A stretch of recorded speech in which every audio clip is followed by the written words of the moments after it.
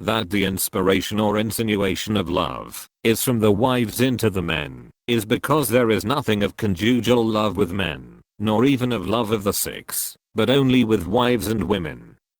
That such is the case was shown me in a living way in the spiritual world.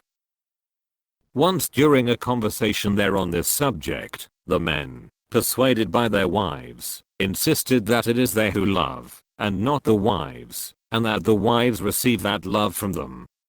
To settle the controversy about this arcanum, all the women, including the wives, were withdrawn from the men, and with them was removed the sphere of love of the sex. With this removed, the men came into a state altogether strange, and never before perceived, at which they greatly complained. Then, while they were in this state, the women were brought to them, and the wives to their husbands, and both the women and the wives spoke sweetly to them, but the men were cold to their blandishments, and, turning away, said among themselves, "What is this? What is a woman?"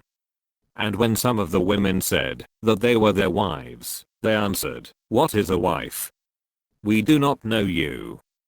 But when the wives began to grieve over this utterly cold indifference on the part of the men, and some of them to weep, the sphere of the love of the female sex and the conjugal sphere which till then had been taken away from the men was restored, and the men at once returned into their former state, the lovers of marriage into Thys, and the lovers of the sex into Thys. In this way the men were convinced that nothing of conjugal love, or even of love of the sex resided with them, but solely with wives and women. Nevertheless, after this the wives from their prudence, induced the men to believe that love resides with the men, and that from them some spark thereof may pass into themselves.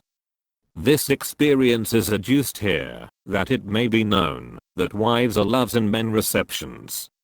That men are receptions according to the wisdom with them, especially according to that wisdom from religion, which teaches that the wife alone is to be loved, is evident from the consideration, that when the wife alone is loved, the love is concentrated, and, being thereby also ennobled, it remains in its strength, and is steadfast and enduring. Otherwise it would be as when wheat from the granary is thrown to the dogs, whereby there is want at home. Next. Number 223, that this sphere is received by the female sex, and through this sex is transferred into the male sex.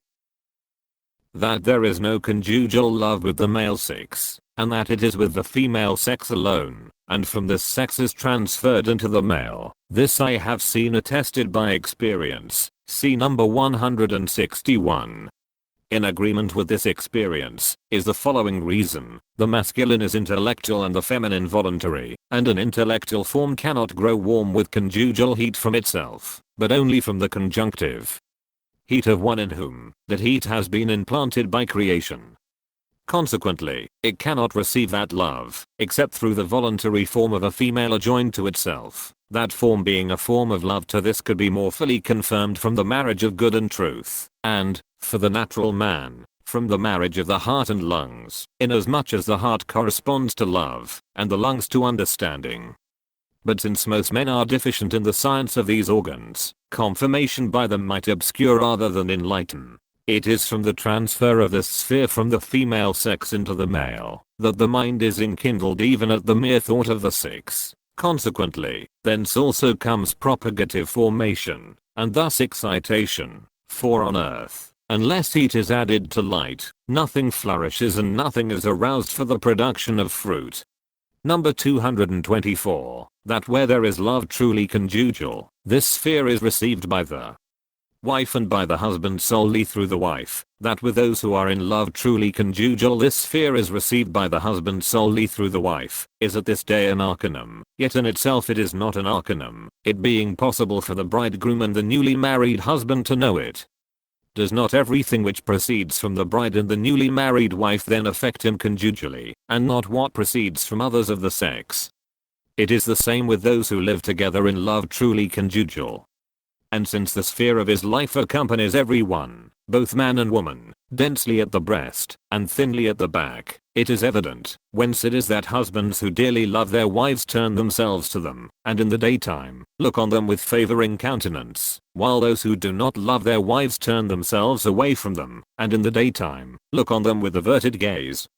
It is by the reception of the conjugal sphere by the husband solely through the wife, that love truly conjugal is recognized and distinguished from spurious, false, and frigid conjugal love. Next.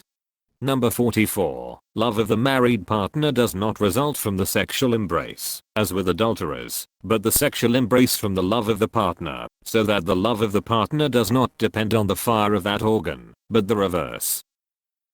The love of the partner is full of delights, irrespective of sexual intercourse, and is a delightful dwelling together. Between that love apart from the sexual embrace, and the sexual embrace itself, there is a determination, just as there is between that which a man thinks from the will, which is intention, and act, or speech. Between these, intervenes determination, which is as it were the opening of the mind to doing a thing, like the opening of a door. Next quote. 61. Love truly conjugales, at the beginning, like as man being reformed, and afterwards regenerated. It inverts itself, and, when it has inverted itself, the man's love proceeds from the wife's love, and as is the latter such is the former. In like manner is circumstanced the conjunction of good and truth, in beginning, in progression, and in end, and this is, that a man shall cleave to his wife. Then the affection of good does the first things. In the earlier state, also, there is lasciviousness. The nature of the later state,